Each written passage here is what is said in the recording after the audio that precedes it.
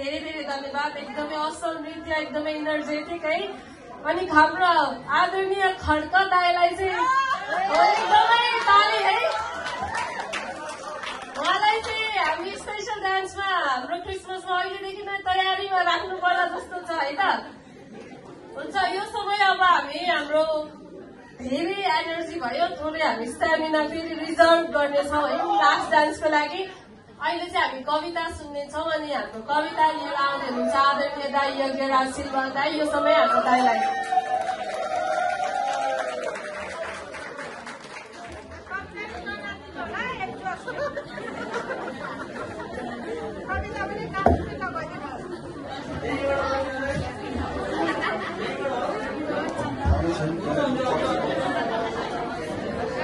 सबैलाई जयमसी।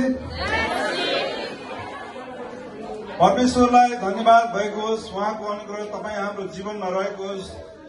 शान्ति र आनन्द हर पल आएको होस्। दुःख कष्ट पीडा सबैको सधैँको लागि हटेर गएको होस्। संसारका सबै विश्वासीहरूको जीवनमा परमप्रभुको आशीष सदा सर्वदा भएको होस्, सदा सर्वदा भएको होस्। धन्यवाद भएको छु म यहाँ आइकन परमेश्वरको महिमा गर्नेछौँ। हामी भजनको रस गाइकन जीवन साँच्चै सफल भएको छ। येशूको मार्ग पाइकन प्रेमको ज्योति छर्नुभयो। प्रभुले हृदयका अन्धकार हटाइकन नेपाली समाजमा एउटा भनाइ छ, अकबरी सुनलाई लाउनु पर्दैन कसै। उपस्थित सम्पूर्णलाई म एकरक्षी लहरको तर्फबाट जयमसी। अनन्त जीवनसम्म म केवल परमेश्वरको भरमा पर्दछु। यति भन्दै मेरो छोटो गजल रूपी कविता यहाँ सामु म सुरु गर्दछु। आजभन्दा भोलि नयाँ बन्नुपर्छ, त्याग्दै कुसंस्कार र विसङ्गति। मेरो कविताको शीर्षक रहेको छ हाम्रो नेपाली बाइबल संगति। युएई अबुधाबीको अल्याङमा रहेको हाम्रो यो नेपाली बाइबल संगति पवित्र मण्डली हप्तामा 2 दिन आराधना संगति गर्छौं। परमेश्वरलाई हृदयदेखि उचाली परमप्रभुको दास हौं हामी, जहाँ भए पनि एक सच्चा नेपाली। त्यसैले साथी हो सबैले राखौं सधैँ प्रभु येशू ख्रीष्टको प्रेमलाई सम्हाली। प्रभु येशू ख्रीष्टको प्रेमलाई सम्हाली।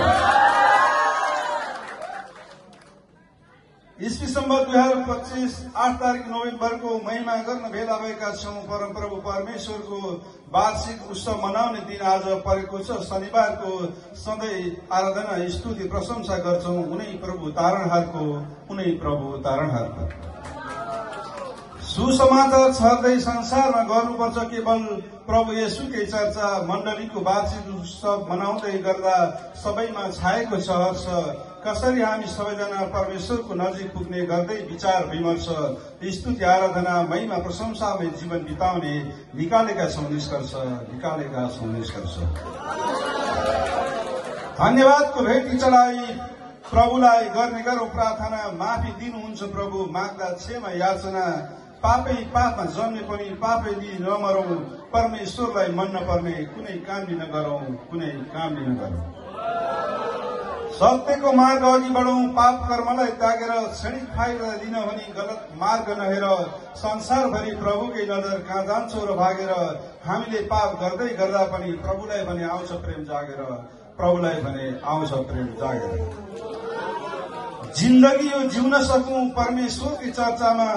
अनन्त जीवन मिलोस् अनुग्रह र आशिषको वर्षामा।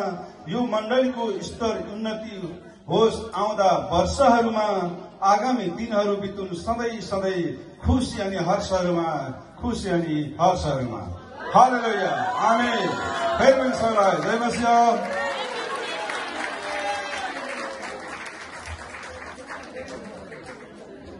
सानी काठमा दाजुभाइ संगतिहरूमा काटेर खानुहुन्छ खसी।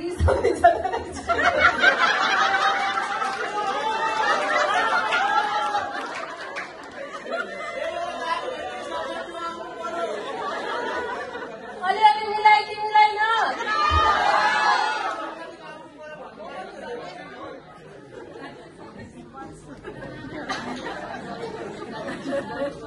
मलाई कस्तो कविता बोल्न मन लाग्यो के दाइहरूले भन्नुभएर, अनि मैले पनि ट्राई गरेको नि। हुन्छ, हामी अब अन्तिम आजको एक्स्ट्रा एक्टिभिटिजको अन्तिम हाम्रो पर्फर्मेन्सलाई हेर्नेछौँ।